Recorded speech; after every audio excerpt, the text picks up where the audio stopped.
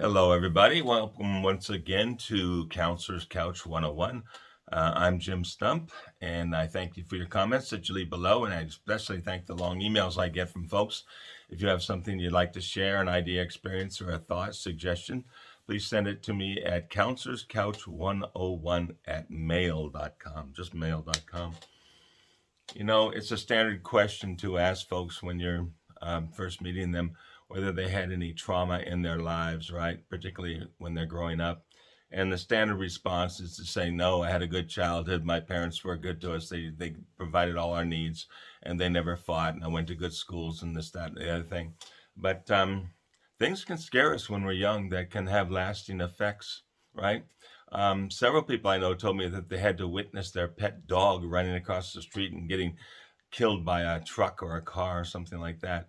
That can traumatize a child and it can stay with them his entire life, his or her entire life, even though they would say that they had a good childhood, right? I remember one lady telling me that she was standing across the street once when she was little and she was waving to a girlfriend, and the girlfriend was coming across the street to join up with this lady here. And a car came around the corner and hit her, knocked her down. Um, Ambulance came, she was picked up, scooped up, put in the ambulance and taken to the hospital, et cetera, et cetera, et cetera. She said she had a good childhood, but that experience right there, I would consider to be a level of trauma. It didn't happen to her, but she witnessed it and she carried it forward, right? I also remember another gentleman, he's well into middle age now, but he would tell this story. And again, he said his parents loved him, he had no problems, everything was fine in his life. Um, but when he was about 8 years old, he said he was walking down an alley near his home, right? A very common thing for him to do. And he saw this old gentleman that he'd always seen around the neighborhood, and he was lying in the middle of the alley. And this boy at 8 years old, he walked up to him and he realized that the man had died right there in the alley. Now, I don't know the cause of death, whether some sort of violence or just past of natural causes, but that stayed with the boy. And I asked him if he had any trauma in life. He said no, but he was showing signs of it, right? He was showing behavior in middle age, and we had to figure out, or he wanted to figure out, where it was coming from. What was the source of the worry, the concern, or whatever was going on in his head that was scaring him, right? Um, Oftentimes, it can turn out to be health issues. People are worried about things about health, and doctors check them out, and there's absolutely nothing wrong. But something in their brain is telling them, beware of your health, something bad is going to happen to you. And that can come from a scare from any sort of a source. I mean, I think Freddy Krueger has probably, terrorized generations of kids, right? And people can walk away from those movies and carry that scare with them somehow in the back of their mind, and they can show up later in life in various ways, right? Scary movies can do that. I remember the first time I saw the original King Kong. I didn't see it when it first came out, folks. I saw it much later on television. But the original King Kong came on. That thing scared me when that Kong came up and he started beating on the fence and all that. I ran from the room. I couldn't watch it, right? Hopefully, I got over it by now. But things do happen to folks, right? Some people say, I was never beat up by a gang or anything, but I was often afraid I would. They're walking around minding their own business, doing what they do, and some group of bullies will come by and scare the kid. Not that he had a terrible childhood, he didn't, but he did have that frighten, and that fright stayed with him and carried into his life later on. A lot of people are afraid of certain circumstances or places or people, and sorts of things that they carried with them from something else that have nothing to do with what they're looking at now, but it triggers something in them that's related to the event that scared them, right? We can carry all sorts of stuff. This is kind of off the topic, but it just comes to mind as I'm talking about this right now. Um, Many years ago, I was at a church, and it was a small church. We all know each other pretty well. And this lady came in. She was new to the church, and she was attractive, and she apparently didn't know anybody.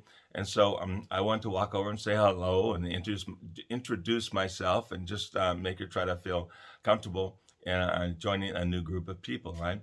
I went up to her and I mentioned my name and tried to introduce myself, and she said hi, this, that, and the other thing. But it was very clear she didn't want to talk to me, right? She didn't want anything to do with me. I wasn't Wasn't trying to put any moves on her, folks. I was just trying to say hello. Trust me. But she didn't want to talk to me. She walked away. I said, okay, fine. I said, I don't know what's going on, but that's all right. She has a right to do what she wants. I left her alone. A few weeks later, I saw her again. I thought I'd go over and say hi. And I walked up to her and then tried to say who my name was and introduce her and then and introduce myself to her. And the same thing happened. She quickly said some few words and then walked away. And so I thought, okay, she doesn't want to meet me. I don't know what the drill is, but I'm just going to leave the lady alone. I'm not here to harass her. That wasn't the point to begin with, right? Well, this went on for a long time. And finally, after about a year and a half, right, we're going around this church and we're just sort of like two ships passing in the night. We're not really connecting at all. We're barely even nodding as I passed by, right, because I knew she didn't want me in her proximity, right? But she came up to me one day in a quiet moment and she asked to speak to me. And we stepped over to the side and I'm thinking to myself, okay, well, what's going to happen now, right? What is going on with this lady? And then she said to me, I owe you an apology. She said, you remind me so much of my ex-husband, and I think I've been taking out my anger against him on you, and I want to apologize. Now, apparently, this lady had gotten into an abusive relationship and like that, and it was affecting her as she went through her day and in her relationships with other people. Well, I said I understood, of course, and you know, I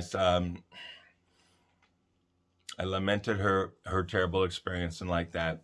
And from that point on, I could walk by and say hello to her, and we could pass the time of day briefly. I never did try to get much closer to her because I knew that my very presence was bothering her. But that's how something from the past can affect the future or affect the present, actually, right now, right? That's how those things sort of happen. We have a bad experience and it plays out now. We're projecting something from our past into the present, and it's having negative consequences.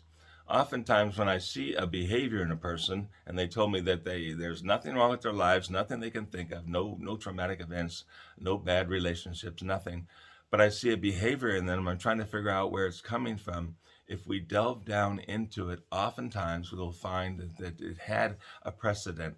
It's connected to something, right? Just a little behavior, it could be anything, a little quirk that person doesn't even know why they do it, but they know they do it.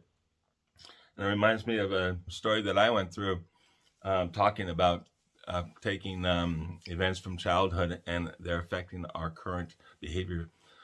When I was 8 years old, I went to the park and we were playing on a merry-go-round. I wonder if all of you remember the old type of merry-go-rounds. They would have bars on them and ways to get up into the middle. And they had like a little foot step, sort of a level right there at the lower part that you can get on and off of the merry-go-round with. I was sitting on that step once and I had my hands up hanging onto the bars so that I was facing out as the merry-go-round was going around and around and around. 8 years old, right? I was loving it. It was a great feeling, that kind of whirl, right? And some other kid came along and he tied a rope to one of the bars down the way, right? And then someone started pushing the merry-go-round in the circle, right? And the rope was crossing over all the bars along the outside of the merry-go-round. Well, of course, it got to me. It went right across my throat. And the guys were pushing the merry-go-round. You know how you get off and you run along the side and push it? They were pushing it, and the kid with the rope was hanging onto it. He wouldn't let go. That rope got tighter and tighter and tighter. It was like choking me. I couldn't breathe. I wanted to scream. I wanted to tell him, stop, let go of the rope, something. I couldn't talk. I couldn't breathe. I was gasping. I couldn't get any air in. Finally, the kid let go of the rope. I don't know what happened. I didn't see him. I was getting ready to pass out. I was starting to black out, 8 years old. I fell forward off the merry-go-round. I landed on the ground and I was gasping for air because I couldn't breathe normally. It had crushed my throat. I was gulping the air down to try to get my lungs going again like that. I was coughing and spitting, and I was really scared. I thought I was going to die. I really did. At that moment, I thought, this is it. My life is over. 8 years old, right? Gasping for air there on the grass in the park down the street from the house, right? So how does that experience that I had at 8 years old, how does that affect me today? Anyone want to take a guess before I explain it to you? I always thought it was obvious, but people don't get it, right? They don't see the connection offhand. I say, how do you think that's affecting me today? Well, the answer is, I hate ties. I hate them. I don't want to wear them ever, right? If I'm forced to wear a tie, I always make it loose and make sure that my shirt is open. Can't stand things around my neck. And that's the carryover. I know it comes from that event, that experience that I had. Did I have a good childhood? Sure. But I almost died one day on the grass at the park when I was 8 years old. That's how it affects. Share me your stories if you got any. Thank you for stopping by, and I look forward to talking with you next time.